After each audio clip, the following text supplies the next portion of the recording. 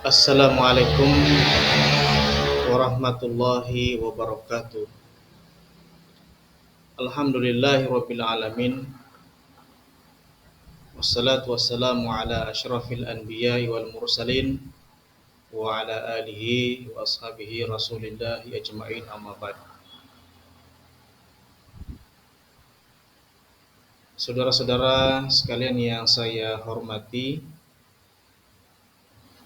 izinkanlah saya pada kesempatan ini akan menyampaikan materi yang berjudul Strategi Peningkatan Kualitas Pendidikan Tinggi.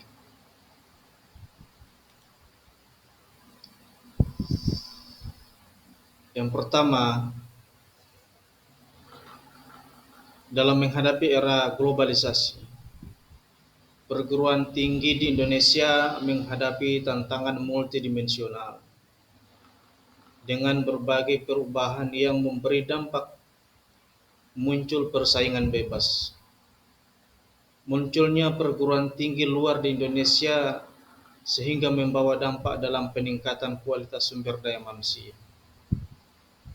Pada hakikatnya, semua perubahan akan membawa kecenderungan untuk menyediakan semua bentuk hambatan,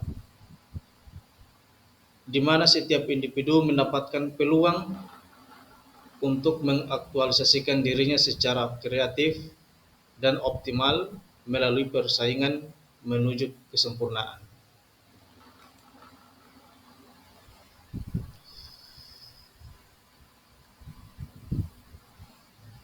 Peningkatan mutu pendidikan. Mutu pendidikan sebenarnya yaitu tentang dua sisi yang sangat penting, yaitu proses dan hasil. Mutu dalam proses pendidikan melibatkan berbagai input seperti bahan ajar, metodologi, sarana prasarana lembaga pendidikan, dukungan administrasi, berbagai sumber daya, dan upaya menciptakan suasana yang fair dan nyaman untuk belajar.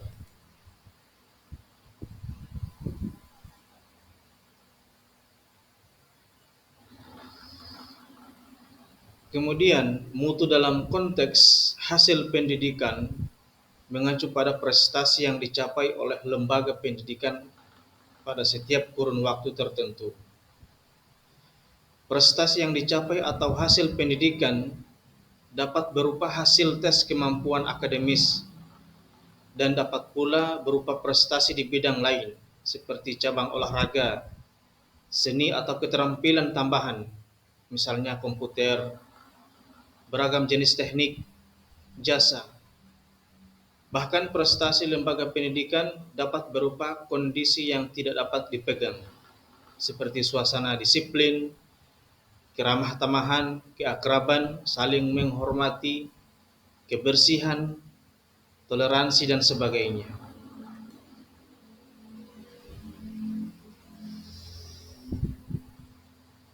Dalam membentuk strategi peningkatan mutu pendidikan,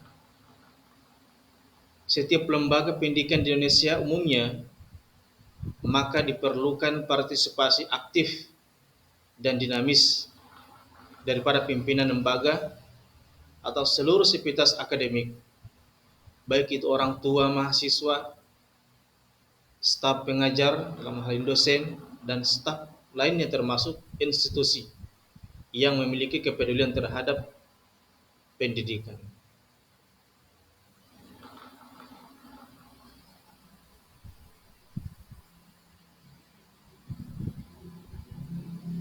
Lembaga pendidikan perlu membentuk unit kerja yang bertugas melakukan penyusunan basis data dan profil lembaga pendidikan, yaitu secara sistematis dan menyangkut berbagai aspek akademis, administratif, dan keuangan. Semua proses ini harus dipantau secara teratur dan berkesinambungan sehingga akan terasa hasilnya.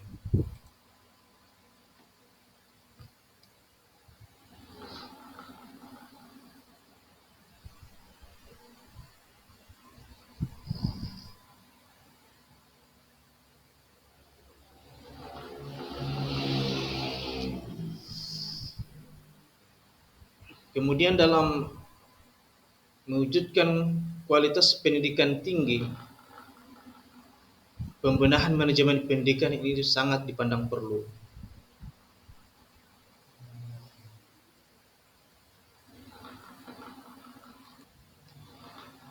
Untuk mengantisipasi perubahan yang dinamis itu, maka perguruan tinggi haruslah menyiapkan manajemen pendidikan yang adaptif dan berorientasi pada kebutuhan customer. Perguruan tinggi dituntut memiliki misi, visi dan orientasi yang jelas, terbuka dan mempunyai tujuan jangka panjang yang dapat menciptakan produktivitas lulusan yang dapat berdaya saing di tingkat nasional serta bersaing dengan lulusan dari pendidikan luar negeri.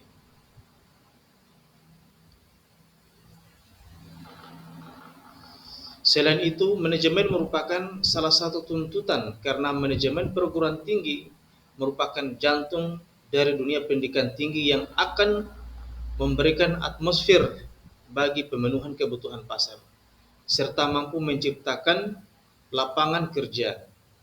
Dengan demikian, peningkatan kemampuan untuk mengelola dan mengembangkan perguruan tinggi sudah sangat mendesak, termasuk dengan menggunakan prinsip-prinsip manajemen modern yang berorientasi pada mutu atau kualitas, yaitu prinsip manajemen yang tidak kaku.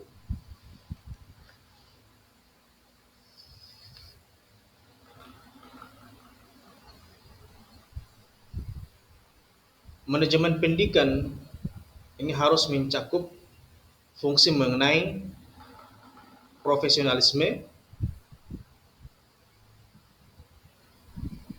yaitu perekrutan dan penempatan, pengawasan dan dukungan profesional, kemudian gaji atau perangsang dan jasa.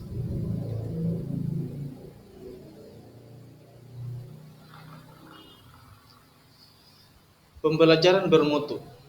Pendidikan disebut berkualitas dari segi proses jika proses belajar mengajar berlangsung secara efektif dan peserta didik mengalami pembelajaran yang bermakna. Pendidikan disebut berkualitas dari segi produk jika mahasiswa menunjukkan penguasaan yang tinggi terhadap tugas-tugas belajar. Peserta didik bukan hanya mengetahui sesuatu, tetapi dapat melakukan sesuatu yang fungsional dalam kehidupannya. Kemudian hasil pendidikan sesuai atau relevan dengan tuntutan lingkungannya, yaitu dunia kerja.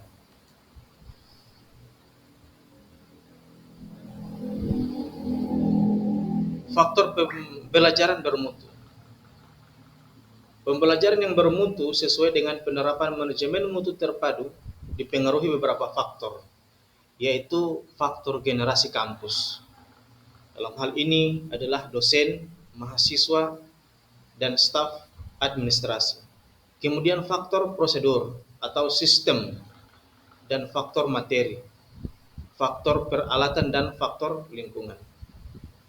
Pembelajaran bermutu memiliki 3 komponen, yaitu perencanaan materi kuliah berdasarkan kurikulum, penyajian materi pelajaran sudah direncanakan secara efektif dan efisien, kemudian evaluasi kemampuan mahasiswa dan keseluruhan perkuliahan.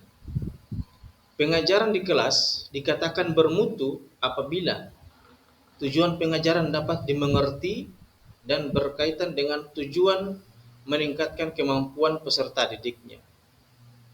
Kemudian materi pelajaran sesuai dengan tujuan serta menarik. Kemudian pengalaman belajar yang menyenangkan, yaitu suasana lingkungan kelas yang kondusif, proses belajar mengajar yang efektif dan efisien, dan pengarahan belajar yang jelas. Kemudian terakhir dapat mentransfer hasil belajar.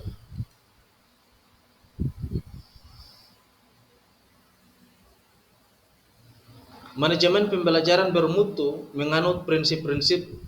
Yang pertama, hubungan antara staf pengajar dengan mahasiswa haruslah bersifat terbuka, demokratis, bekerja sama dan saling menghargai. kemudian mengembangkan teknik diskusi dalam penyajian materi perkuliahan, kemudian memberi dorongan dan fasilitas kepada mahasiswa untuk mampu bekerja mandiri, kemudian mendorong mahasiswa berprakarsa, berinovasi dan berkreasi, dan selalu memberikan apresiasi dan penghargaan atas karya-karyanya.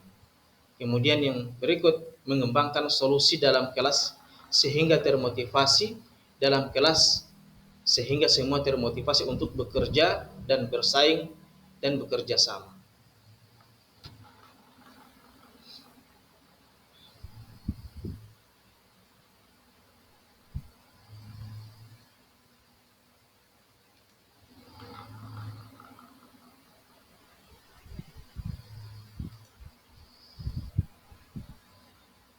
Kemudian ini bagian dari kesimpulan bahwa untuk menjadi perguruan tinggi yang berkualitas, maka diperlukan political will dan komitmen yang kuat dari semua unsur pimpinan lembaga pendidikan maupun seluruh stakeholder agar memberi kepuasan yang sesuai dengan harapan para konsumen.